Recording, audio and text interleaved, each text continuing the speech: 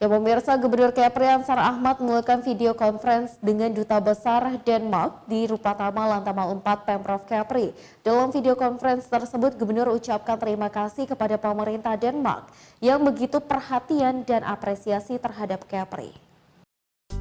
Gubernur Ansar Ahmad juga memberikan paparan tentang sumber daya energi yang berkelanjutan atau sustainable energy. Ansar Ahmad memaparkan berbagai rencana strategis yang menyangkut sustainable energy di Kepri, seperti tentang rencana pembangunan energi biomasa sebesar 2 kali 100 MW, penyediaan gas yang terintegrasi bagi kepentingan rumah tangga yang merupakan pilot proyek nasional di Kota Batam dengan menyambung 1.400 rumah tangga. Kemudian rencana tentang upaya pemanfaatan energi tenaga surya bagi perkampungan nelayan sebagai salah satu program cakupan pelayanan listrik di daerah pedesaan. Pemanfaatan energi tenaga surya untuk lampu penerangan jalan di Lagoy, Dompak, dan beberapa jembatan di Bintan dan Tanjung Pinang. Kami di Provinsi Kepulauan Riau atas nama Indonesia tentunya memberikan dukungan penuh dalam rangka sustainability program untuk wilayah kepulauan, memberdayakan pulau-pulau sesuai dengan potensinya secara baik dengan prinsip-prinsip sustainability yang baik. Kami ingin menyampaikan beberapa pointer program yang kami lakukan dalam rangka menjaga keberlangsungan lingkungan di Provinsi Kepulauan Riau dan juga dalam rangka mendorong bioenergi di Kepulauan Riau yang tentunya ramah terhadap lingkungan. Pertama, kita akan membangun energi biomasa di Pulau Tanjung Sau. Yang kedua, kita akan menyediakan gas yang terintegrasi bagi kepentingan rumah tangga yang merupakan pilot project nasional di Kota Batam dengan menyambung 1.400 gas pipeline yang langsung ke rumah tangga masyarakat.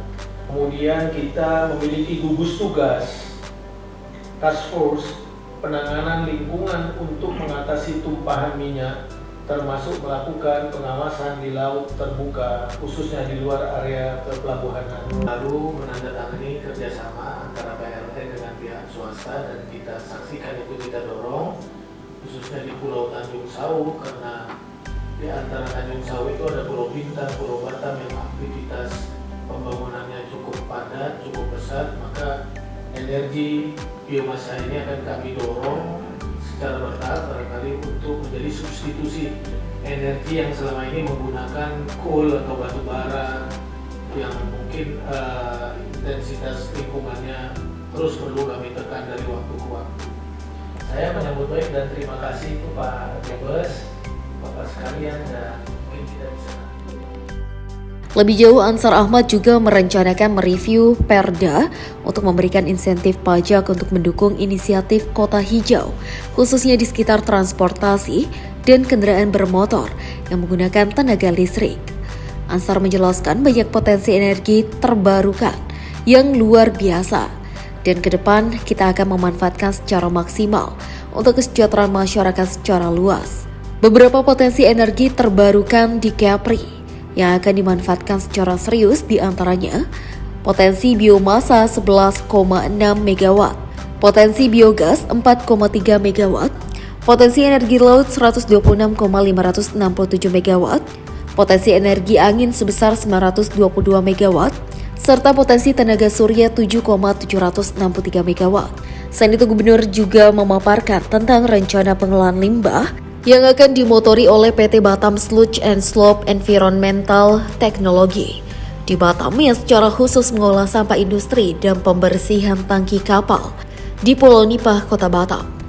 Menanggapi hal tersebut, Duta Besar Denmark, Rasmus A. Christensen, menyambut baik tentang rencana strategis mengenai program Sustainable Energy di Kepulauan Riau. Menurutnya, rencana program pengolahan limbah industri dan limbah rumah tangga merupakan kebijakan strategis yang cukup bagus, sehingga pihaknya mengapresiasi program tersebut.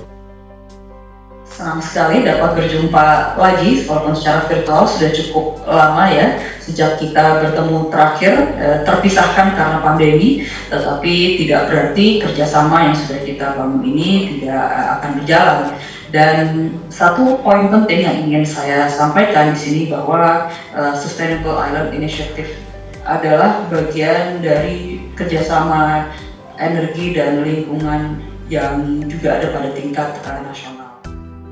Rasmus juga menjelaskan posisi Kepulauan Riau sebagai daerah yang mengandalkan potensi maritim dan hampir sama dengan negara Denmark. Hal itu tentunya punya semangat yang sama tentang program penanganan limbah laut, pelestarian hutan bakau, serta program lainnya yang menyangkut sustainable environment. Rasmus berharap program Sustainable Energy yang akan dijalankan oleh Pemprov Kepri berjalan dengan baik. Pemerintah Denmark siap membantu dan diajak berdiskusi lebih lanjut demi suksesnya program Sustainable Energy di Kepulauan Riau. Oktarian melaporkan dari Tanjung Pinang.